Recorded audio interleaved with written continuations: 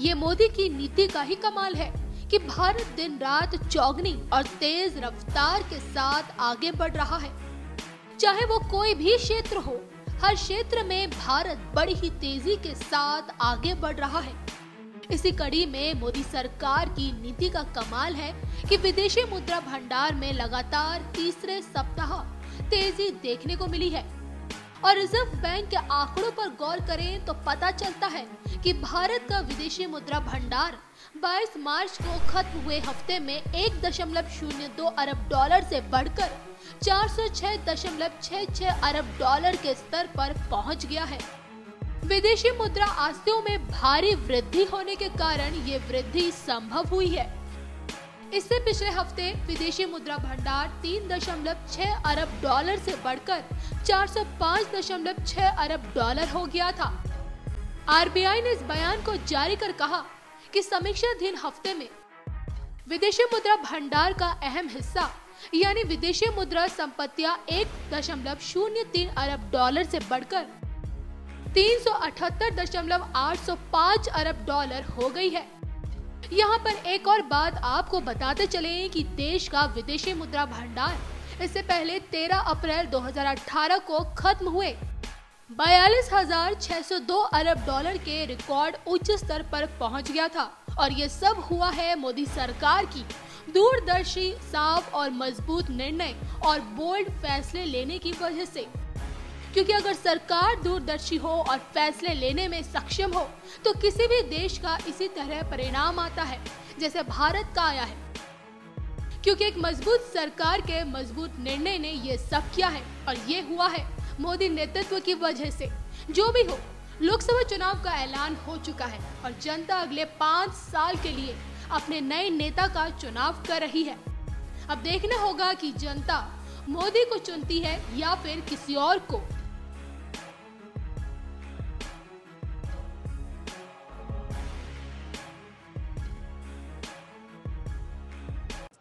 नमस्ते। नमस्ते प्रधानमंत्री जी। मैं सीए अजय दवे हूं, मुंबईमध्ये आपलं स्वागत आहे। धन्यवाद। एक धन्यवाद देना चाहता हूं। पहले आपको धन्यवाद देना चाहता हूं। आपने जो उद्योग और अर्थतंत्र व्यवस्था के लिए जो कानून और व्यवस्था में जो बदलाव लाए हो, GST, demonetisation, income disclosure scheme से लेके बैंक्रप्सी कोड, सबसे आज भारतीय उद्योग को एक नियमबद्ध तरीके से प्रगति करने की सुविधा हो गई है। और पूरे देश के चार्टर्ड अकाउंटेंट्स को भी इस कानूनी व्यवस्था में बदलाव लाने से जो क्लैरिटी आई है उद्योगों को, आज सारे चार्टर्ड अकाउंटेंट्स को एक चौकीदार के रूप में सेवा करने में सुविधा भी मिल गई है। सो धन्यवाद। प्रश्न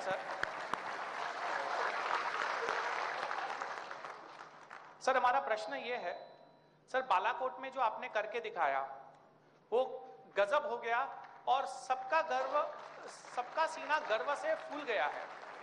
मित्र, परिवार, सबको एक गर्व की भावना है और पूरे देश में आज एक ऐसा लग रहा है कि सालों बाद किसी ने भारत का दम दिखाया। सर, मेरा प्रश्न है, थोड़ा व्यक्तिगत होगा आप एक तरीके से। सर, 2 चीज बताइए। पहला, आपको यह फैसला लेने में ताकत, प्रेरणा कहां से मिली? और दूसरा, आपके मन में क्या यह विचार आया एक क्षण के लिए भी कि यदि इस ऑपरेशन में कोई चूक हो जाती तो आपके राजनीतिक भविष्य का क्या होगा? धन्यवाद सर। दवे जी, एक तो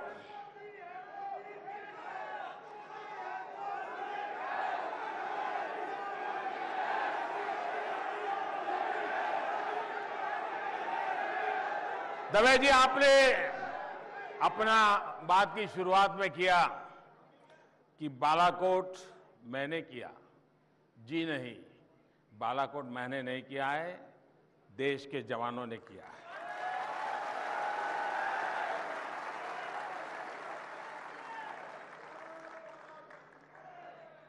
हमारे सुरक्षा बलों ने किया है और ये सबसे पहले हम सब की तरफ से उनको सैल्यूट।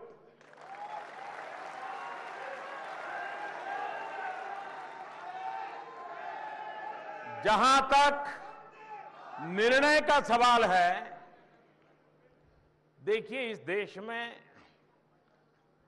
आपने ढेर सारे प्रधानमंत्री या देखे हैं या उनके विषय में सुना है, और कई लोग उस समय भी जब 2014 का चुनाव था प्रधानमंत्री की कतार में खड़े थे। आज लाइन थोड़ी लंबी हो गई है।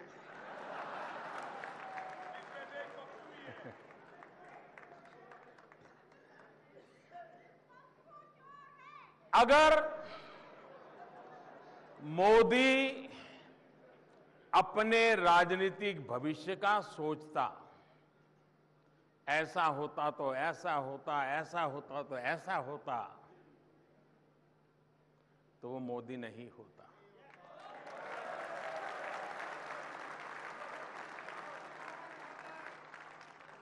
अगर यही राजनीतिक पैंतरेबाजी से देश चलाना होता, नफा नुकसान का हिसाब करके देश चलाना होता, अपने राजनीतिक हित, अपनी राजनीतिक भलाई, उसी को लेकर के अगर निर्णय करने होते तो मोदी की इस देश में प्रधानमंत्री बनने की कोई जरूरत नहीं थी।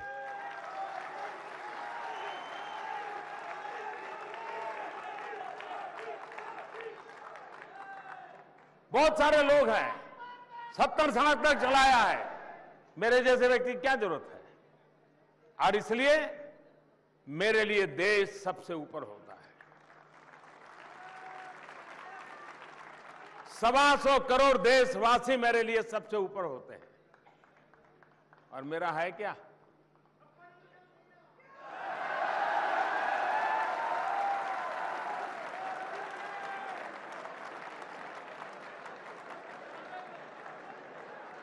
आगे पीछे कोई चिंता नहीं रखी है।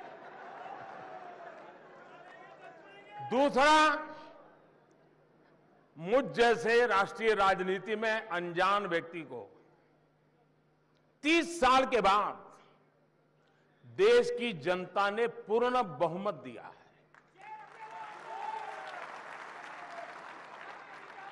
हमारे राजनीतिक दलों को भी पता नहीं है, ये दुर्भाग्य है।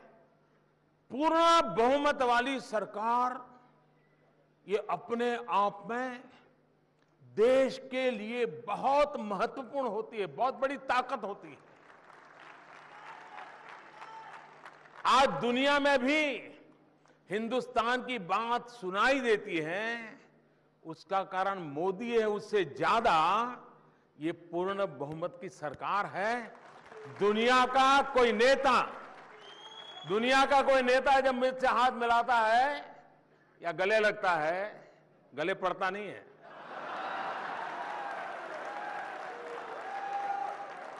तो उसको मोदी नहीं दिखता है। पूर्ण बहुमत वाली सरकार, उसके माध्यम से 125 करोड़ हिंदुस्तानी दिखते हैं, और तब जाकर के बराबरी की बात होती है।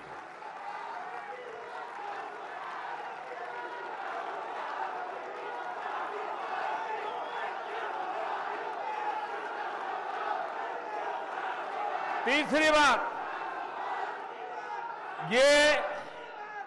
ये निर्णय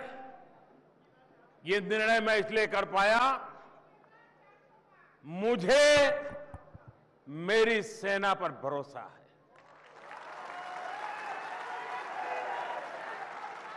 उन्हें छूट दे पाया, इसका कारण यह कि मुझे उनकी डिसिप्लिन में भरोसा है कि वो कभी वैसा काम कभी नहीं करेंगे जिसके कारण मेरे देश को नीचा देखने की नौबत आए।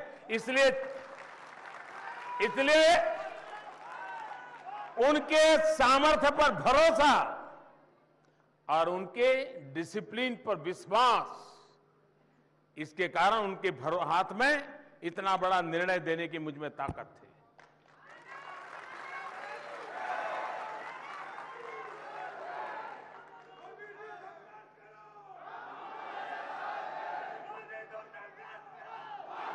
अब इसके पीछे मेरे विचार प्रक्रिया क्या है?